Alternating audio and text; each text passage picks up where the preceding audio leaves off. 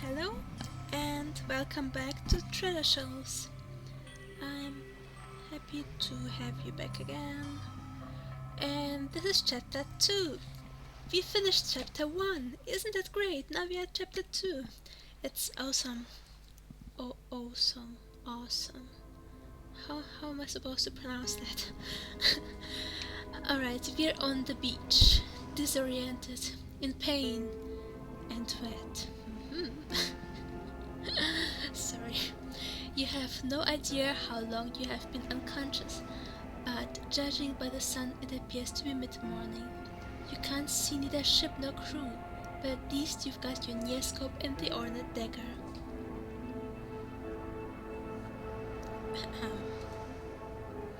There is a hut in the distance exactly matching the one you saw in the neoscope.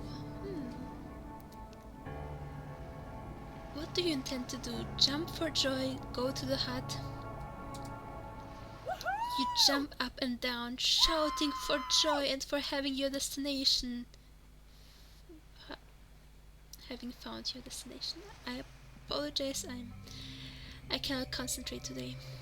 However, after about a while you begin to feel rather silly and you stop.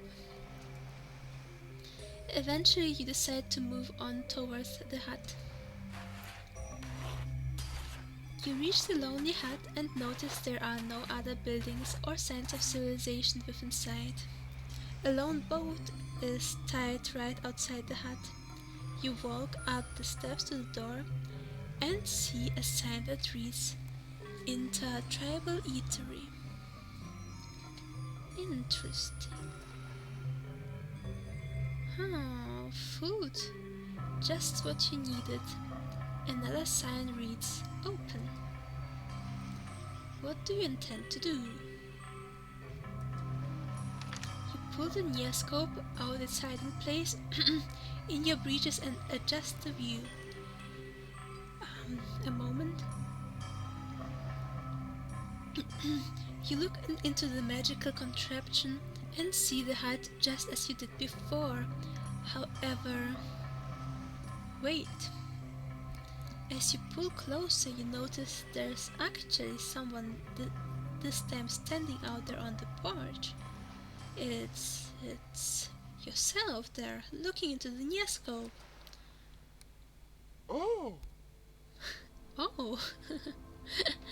Tentatively, you wave to yourself with one hand, then you jump up and down, and finally you kick a bit of sand. The image in the neoscope performs all the same acts as if you are looking in a mirror, but this is actually not true. See? The image is not jumping and not kicking sand. They lied to us. Admittedly, you are a bit disappointed because you were hoping the neoscope would provide new clues to the treasure once you reach the mysterious hut. Instead, all you learn is that your hair is a huge mess. You eventually enter the hut. The inside of the hut is a typical cafe-style restaurant with a couple of tables and a counter. Behind the counter is a young lady, looking ready to take your order. Behind her is the kitchen. To the left of the kitchen is a door, presumably leading out back. You find the closest table and quickly take a seat, excited to sit down and take stock of your situation. Moments later, the nice lady from behind the counter approaches you. Well, hello there, stranger. You've been out swimming in the ocean, have you? Well, anyhow, you look hungry. Can I offer you something to eat? Our specials today are slicks, shark fin soup and calamari with Vipro drinks. Choose which you would like. I will choose calamari because I've never eaten them before.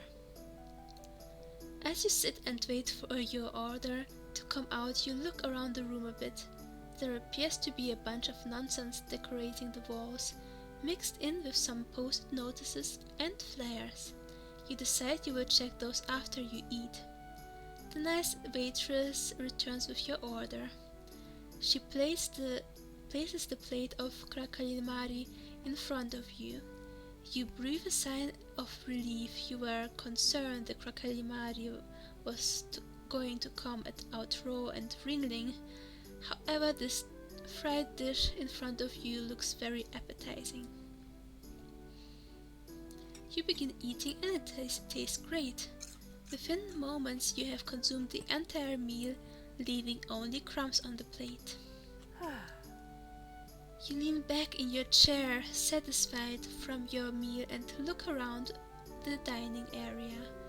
You are wondering if the treasure is here and where it could be hidden. Perhaps there is a closet or an attic or something that holds the gold and the jewels. Yeah, most definitely. You glance suspiciously at the maiden, wondering if she knows. She seems to notice you are staring, and she quickly turns away. As you look down, you notice a trapdoor in the floor by your feet. You know you probably shouldn't, but you really want to look in that trapdoor.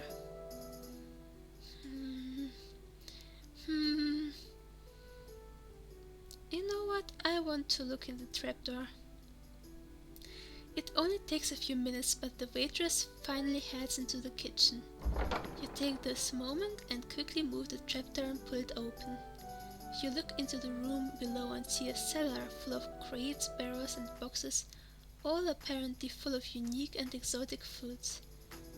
This doesn't appear to be a treasure. This thief! Brutus thief! Startled, you slam close the door and look at the hysterical waitress as she points at you screaming. Within moments, the back door of the restaurant flies open and a huge green orc charges you and pins you to the wall while holding a meat cleaver to your throat. This must be Brutus, and appears to be the cook of this establishment. He is not happy with you snooping in his cellar, and his breath smells terrible. In the background you hear the waitress sharpening some knives. What do we do? I actually don't know. I've never been in this situation. Well, the adventure style reaction would be to pull out the knife and attack Brutus, but I feel like it's more reasonable to surrender, because I mean, it's not like he would kill a thief, right? So, yeah. I'm sorry, I was just curious. I wasn't intending on stealing anything. Brutus simply grunts and quickly empties your pockets, finding your Zaratian dagger and the Niescope. He looks at the Niescope and the Zaratian dagger closely, and then looks at you quizzically. He then asks you a strange question. Did you get this from the mage? Mage? What mage? About 3 weeks ago, an old Saratian mage entered the restaurant and paid me a good sum to put these posters up.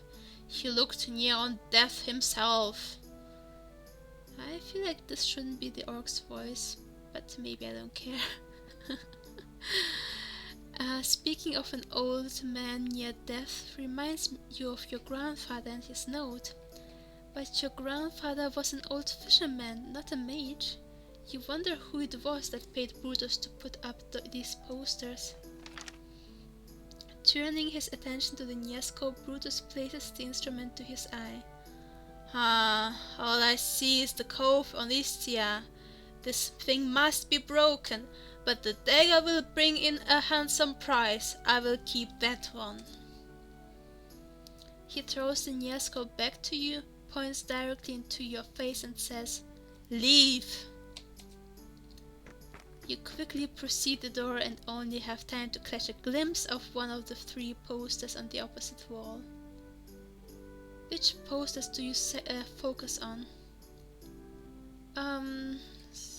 Well, at the center, but we will do that later. I will see you in the next video, and thank you for watching.